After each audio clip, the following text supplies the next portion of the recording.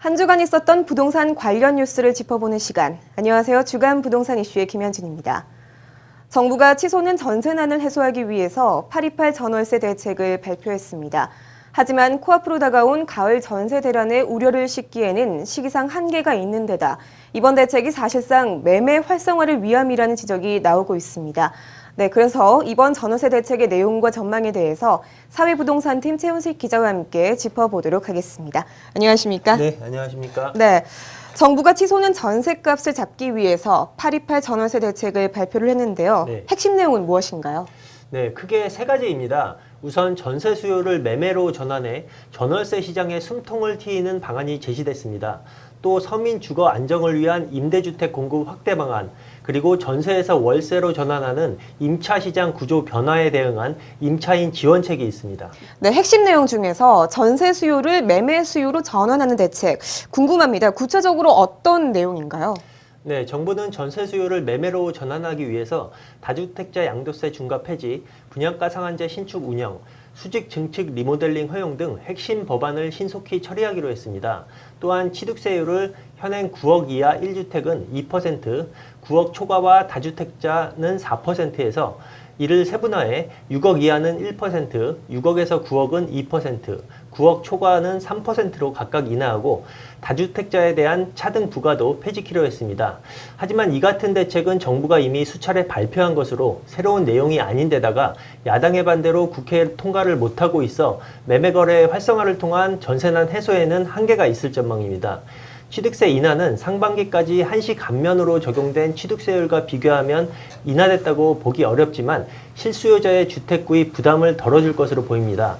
다만 취득세율을 인하하기 위해서는 국회 논의 과정을 통해서 결정될 사항인데요. 현재로선 취득세율 인하를 언제부터 소급 적용할지 아직 결정되지 않았습니다. 가을 이사철 이내로 적용 시점을 현실화하는 것이 중요할 것으로 보입니다. 네, 그렇군요. 이번 대책에서 가장 눈에 띄는 것이 공유형 모기지 제도를 국내 처음으로 도입을 했다는 건데요. 1% 대출로 내 집 마련이 가능하다고 하던데 어떤 내용인가요? 네, 정부는 10월 초 기존 생애 최초 주택 구입자를 대상으로 수익 공유형 모기지와 손익 공유형 모기지 등 두 가지 공유형 모기지 제도를 수도권과 지방광역시에 한해서 3천 가구를 대상으로 연내 시범 실시할 계획입니다. 먼저 수익 공유형 모기지는 목돈이 부족한 실수요자들에게 전세보다 저렴한 비용으로 내 집 마련 기회를 제공하기 위한 제도인데요. 만약에 시세 차익이 발생하게 되면은 주택 매수인과 주택 기금이 일정 부분 공유하지만 손실이 나면은 대출자만 부담하는 구조이고요. 주택 기금에서 집값의 최대 70%, 1.5% 고정금리, 20년 만기 원리금 균등 상환 방식으로 제공하게 됩니다. 또한 손익 공유형 제도 같은 경우에는 수요자와 주택 기금이 함께 지분을 투자하는 방식입니다. 전세금 등 일정 부분 목돈을 가진 무주택 서민들에게 최대 40%까지 주택기금 지분 성격을 받아서 사실상 집값의 60% 수준으로 내 집 마련을 할 수가 있습니다. 주택 매수인은 손익공유형 모기지 제도 40%, 전세금 등 자부담 60%로 주택을 매입하고 시세차익 및 차손 발생 시 기금과 지분율에 따라서 손익을 공유하게 됩니다. 이들 상품은 워낙 금리가 낮고 손실 부담도 일정 부분 정부와 공유하기 때문에 매력적인 평가가 시장에 많고요. 다만 올해 가구 수가 3천 가구 정도로 얼마 안 되고 추진 일정도 10월에 되기 때문에 가을 전세난을 해결하기에는 다소 시간이 촉박할 것으로 보입니다. 네, 수익 공유형 모기지와 손익 공유형 모기지에 대해서 살펴봤습니다.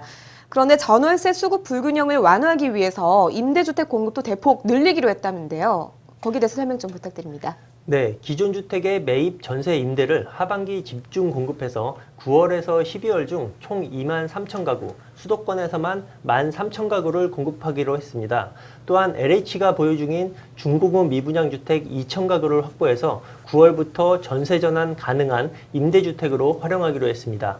아울러 가을 이사 시기에 맞춰서 하반기 공공주택 입주를 1에서 2개월 앞당겨 1만 6천 가구를 조기 공급하기로 했습니다. 또 연내 11만 가구의 공공임대주택을 지속 공급하고 특히 행복주택 건설도 지자체와 주민 설득을 통해서 추진하기로 했습니다. 네, 공공뿐만이 아니라 민간 임대주택 공급도 활성화하기로 했다고 하던데 구체적으로 어떤 내용인가요? 네, 민간 임대 사업자의 주택 구입 자금 지원 확대를 위해서 금리를 현행 5%에서 2.7에서 3%로 낮추고요. 대출 한도는 6천만 원에서 최대 1억 5천만 원으로 확대할 계획입니다. 또 매입 임대 사업자가 5년 이상 임대 시 6년째부터 장기 보유 특별 공제율을 매년 현 3%에서 5%, 10년간 최대 30%에서 40%로 확대 적용합니다.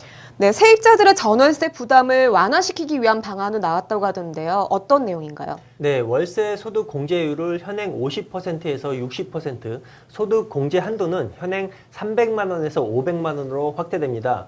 또 저소득층 월세 부담 완화를 위한 주택 바우처는 올해 말까지 사업 모델을 구축하고 내년 중 시범 사업을 거쳐서 내년 10월부터 본격 시행할 예정입니다. 네. 네, 지금까지 828 전월세 대책의 내용과 전망에 대해서 짚어봤습니다.